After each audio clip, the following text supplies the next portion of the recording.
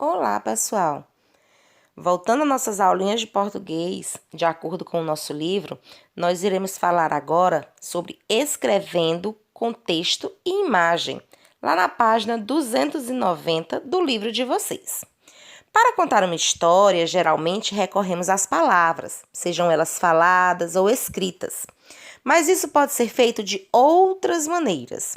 Uma história pode ser contada, por exemplo, por uma sequência de imagens, ou ainda as imagens e as palavras podem se combinar na narrativa. Observem a imagem, o que está sendo feito. Como será o resultado desse trabalho? Você já leu histórias assim? Gosta delas? Você se imagina criando esse tipo de histórias? Vamos discutir, discuta com o colega e com o professor. Veja só, aqui nós temos um desenho, né? Onde tem algumas sequências do beijo, da surpresa.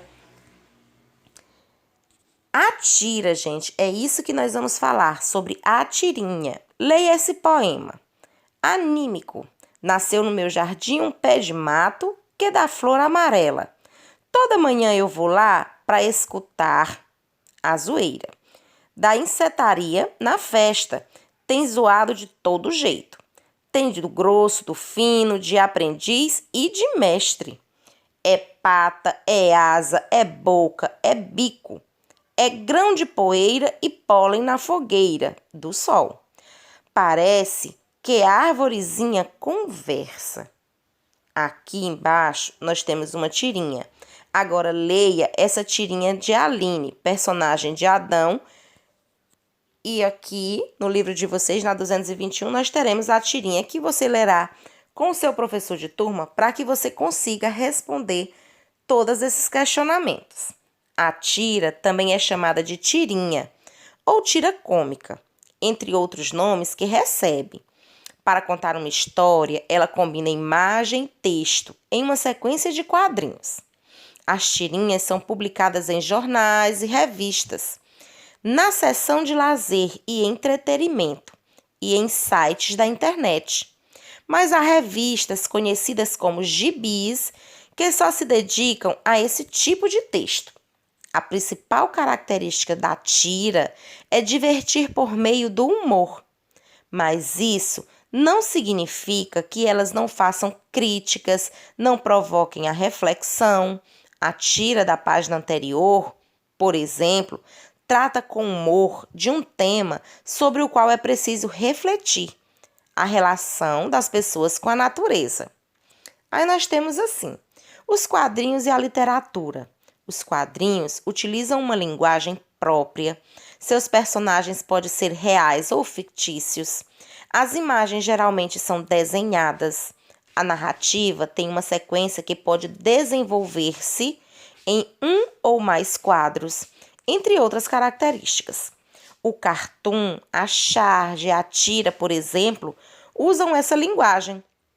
Apesar de as obras literárias usarem outros recursos, muitos clássicos brasileiros estão sendo adaptados à linguagem dos quadrinhos. Desse modo, eles alcançam diferentes públicos.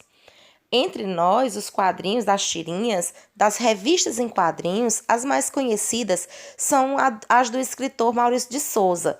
Quem não conhece a Mônica, o Cebolinha, o Cascão, o Chico Bento, a Rosinha? Então, são personagens de gibis, de tirinhas, que contam histórias engraçadas, histórias para as crianças, para adultos, e que de uma certa forma levam a gente a repensar, a rever sobre algum acontecimento. A tirinha ou tira é um gênero textual, assim definido por Sérgio Roberto Costa. É um segmento ou um fragmento de HQs, histórias em quadrinhos. Geralmente com 3 ou 4 quadrinhos. Apresenta um texto sincrético que alia o verbal e o visual no mesmo enunciado e sobre a mesma enunciação.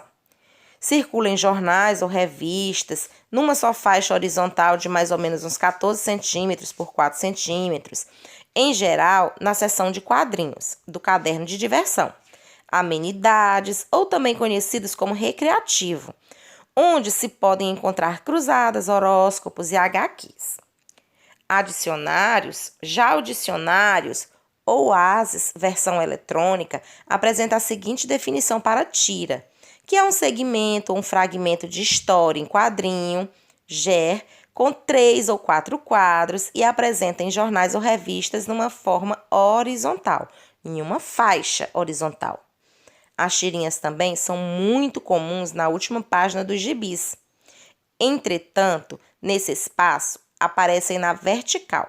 São principalmente reconhecidas por seu caráter humorístico e pelo número reduzido de quadrinhos. A tira de um jornal, ou tirinha, como é mais conhecida, ela é um gênero textual que surgiu nos Estados Unidos, devido à falta de espaço nos jornais para a publicação de passatempos.